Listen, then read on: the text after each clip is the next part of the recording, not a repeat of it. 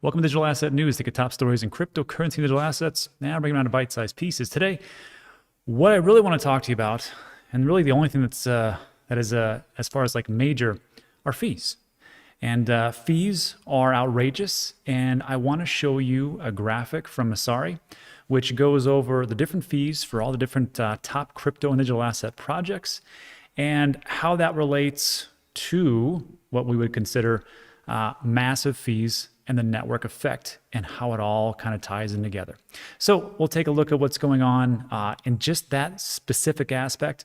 But I want to go over a couple of things first of all. First, this week I'll be doing a deep dive into Avalanche. I've been getting a lot of requests for that. And when I talk about on this channel, invest in people, if you are talking about a good team, look at this team. This is amazing. And I'll be doing a deep dive for that a little bit later. Also, all these deep dives and different projects that we do, we're not going to put them on Digital Asset News anymore. It's going to go over to Dan Clips. And the reason is because Digital Asset News is just for news and a little bit of trading, just like the basics of basic stuff. But when we start to really go deep into things like World Mobile Token and Ask, and of course Avalanche, I really want to do that on a separate channel so people who are a little bit more advanced can find this out and go from there. And I'll let everybody know when I drop these videos and do these things. But I just want to make sure that it's separate so I don't overload people, especially for people who are new. If you're new, you're in the right place. And then also today, we're going to talk about a little bit of trading. We're going to do Trinity trading, which is, if you're new, this is the easiest way possibly to do any type of trading. I'm not a big trader, but we're going to use a little bit of technical, a little bit of sentiment, and a little bit of fundamentals to find a top pick. And we'll be doing that live at 12:30 Mountain Time, 1:30 Central, and 2:30 Eastern. So that is already in the schedule. So check that out. I'll link at the very end as well. But you should get a notification if you're subscribed to Digital Asset News. All right, so let's take a look at what the heck is going on in the market. So first of all, let me back up real quick. So the spotlight itself, we've got a total market cap of 2.4 trillion. Fantastic. Everything's good. We had a bit of a dip yesterday, and people were losing their minds. And I didn't get it. I'm just like, it's like 10%, 16%. Who cares? And this is one of the greatest assets of or aspects of being just an investor. I don't really care about the dips. I don't really, see the whole point. People get worked up, and I'm like, and they start to talk about, well, this is why it dipped, and this is what happened, and blah, blah, blah. I'm like, I don't care why it happened. I don't know, unless someone comes to me and says, you know what, I'm not even gonna say his name. A gold bug came out and said that he is Satoshi Nakamoto and there's proof. I'd probably pay attention to that. Other than that, I just don't care because I know where things are going in the future. I'm not here for a quick, 18% gain in something. I'm here for years and years and years. And so whatever. Anyhow, so this is what we got as far as like Bitcoin. Bitcoin's doing good at 56,000. Ethereum's at up above 4,000. No idea why. We're going to see what's going on with that. Binance coin, dogecoin, 49 cents, and so on and so forth. We're using Trade the Chain, which we'll dive into the sentiment analysis. If you're a trader, you just click on this projected range and just take a look at what's potentially going to be up in the next hour or so. So 5% with 90% accuracy. Look at these: EOS, Omisego, Horizon, Yearn, Velas, Aeon. So take a look at that. All right, that's fantastic. Let's take a look at what's going on in today. So the fees. Fees. Before we get into this, let me just show you something. If you're wondering about fees and using Uniswap and decentralized exchange, all that good stuff.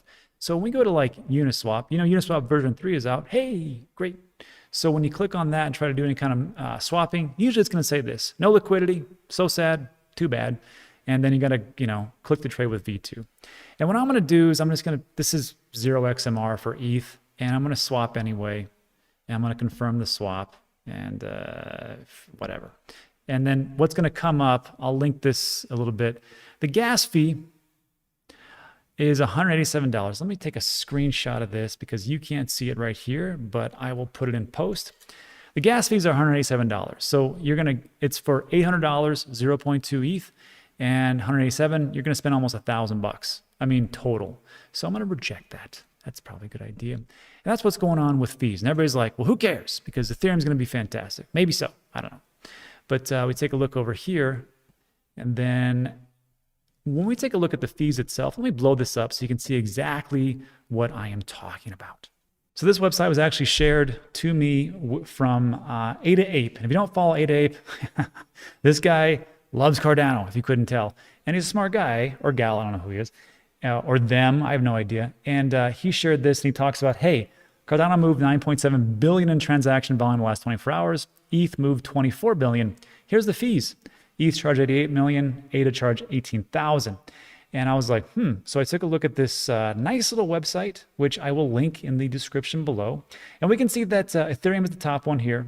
Here's the price, change, market cap, real volume, smart contract volume, transaction volume, 32 billion, adjusted volume, 24, active addresses, so on, and fees, $88 million in fees. So, hey, if you're collecting fees, good for you. Dogecoin 96, Bitcoin Cash, Bitcoin, even Bitcoin is at 5.7, and we're at the massively all-time highs. And here's Cardano, $18,000, and they had $9 billion in volume. So if you're looking at, so they had a third, but it was only 18,000 bucks. And then you can take a look at Litecoin and do all the things, and you can compare it. Sure, go right ahead. XRP 21,000 for 2 billion. That's kind of weird. Zcash, Verge, and then Digibyte. Look at Digibyte, 12 million, $5.6. Wow.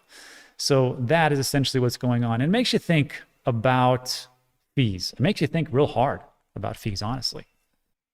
And really what it all comes down to, as far as like, well, how much is it going to cost us?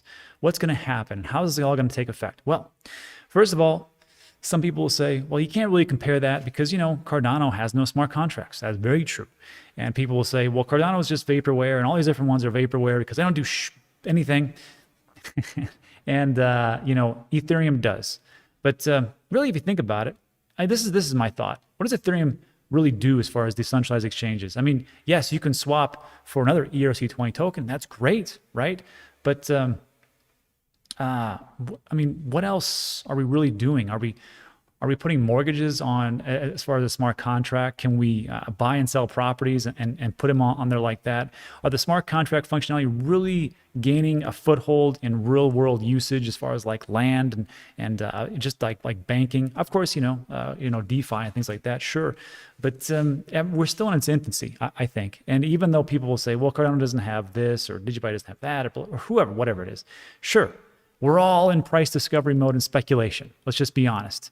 And is everything worth this type of market cap? No, I don't think so. Absolutely not. But it just goes to show you that this is where we're at. So the question then becomes, what's going to happen? Well, if you're looking for some great prospects, look no further than EIP 1559 for Ethereum, which is going to be greenlit in July. Now, just to be clear, this was written on March 5th, so things may have changed a little bit. But just so you know, EIP 1559 will be packaged with the London fork coming in July. And this is how it works. Traditionally, a user sends a gas fee to a miner for a transaction to be included in the block, which we just saw, which I just got hosed, $200 for like an $800 transaction, 20% roughly, 25%. That gas fee will now be sent to the network itself as a sort of burn called base fee with only an optional tip paid to miners. So my question is this: if miners are making all that money, are they really going to be like, this sounds fantastic, we'll take tips, and then it'll go to the the network and that'll be it? Well, let's see. I don't think they're going to be too happy about it. Minority mining pool FlexPool launched a marketing campaign against the EIP. Several minority pools joined, followed by majority pools, Ethereum and Spark Pool. Over 60% of Ethereum's network hash power is now against the proposal. F2 pool is the largest pool in favor, with some 10%. I know I read another article where Ethereum network is like, who cares? We don't really care, and we're going to move ahead and get in line or get out.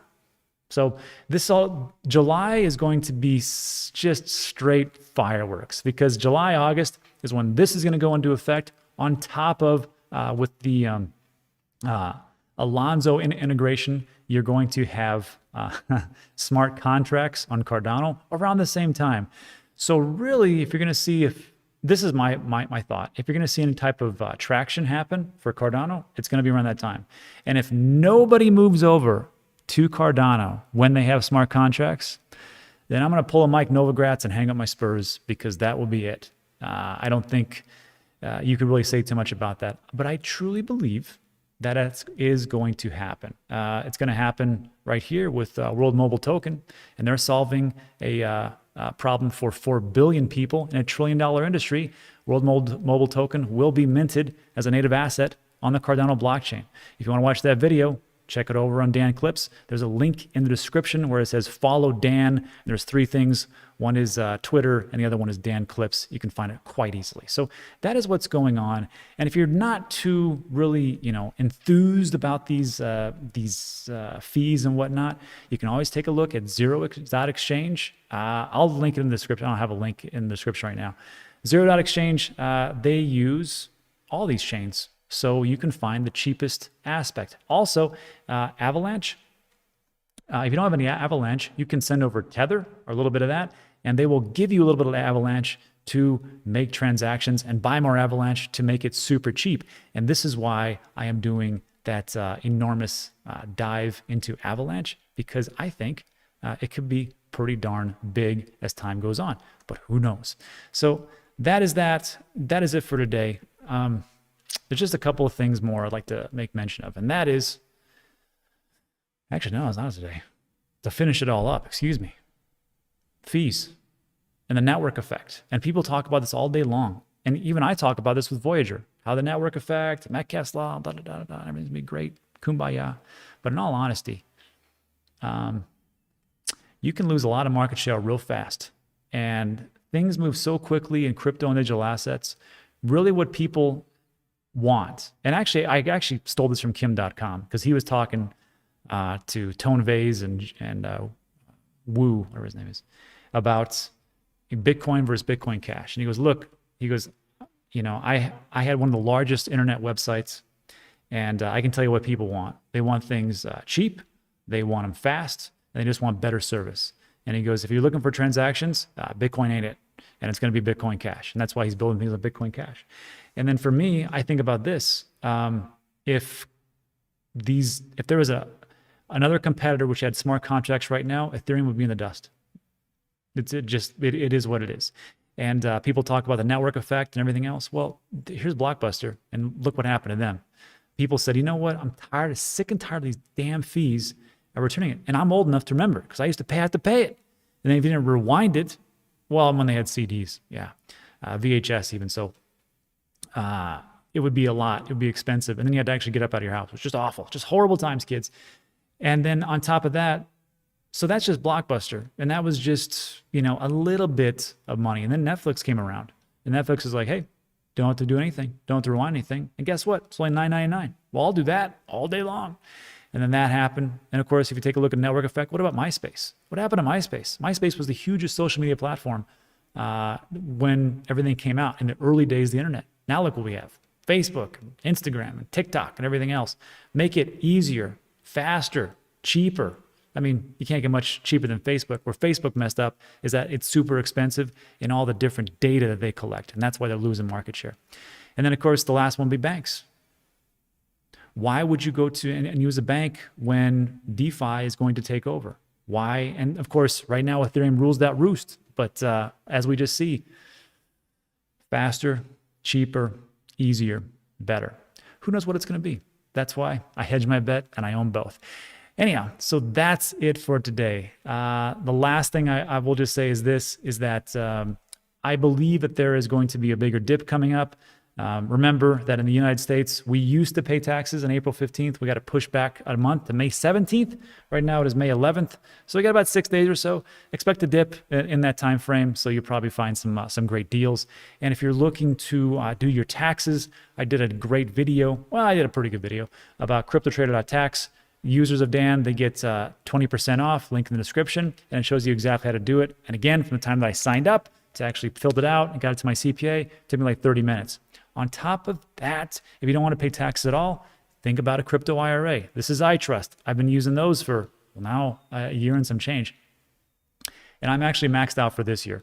And if you don't like to pay taxes on your crypto, why don't you just put it into a crypto, or in my case, a Roth IRA? I did a video. It's about 20 minutes or so long, and I explained the difference between a traditional, a SEP, a Roth IRA, how this all works, and how you can save a boatload of money. Oh, also in Q3 now, you're going to be, not only will you have the assets that you put in there to be appreciate, and you can take out tax-free at a certain time frame, but also the rewards they give, because unlike a Cardano and like an Ethereum, like a Polkadot, which you can all put into your Roth IRA, the rewards are also tax-free. So take a look at that, and viewers of Dan, they get the first month free, and that is it for today. So look, if you liked that video, or if you hated it, you can put a thumbs up or a thumbs down. I expect a lot of thumbs down, especially from people who love Ethereum, but it's not a knock. It just is what it is, and we'll see how it all works out. Also consider subscribing, and that's it for today. So thanks so much. Also, don't forget that we'll be doing that Trade the Chain, our Trinity trading, in a couple hours. So check us out. We pick one live winner. And our last winners were pretty darn good, and we'll go over all the ones that we have picked over the last 3 months and how they've all done. Thanks so much for watching. Appreciate it. See you on the next one.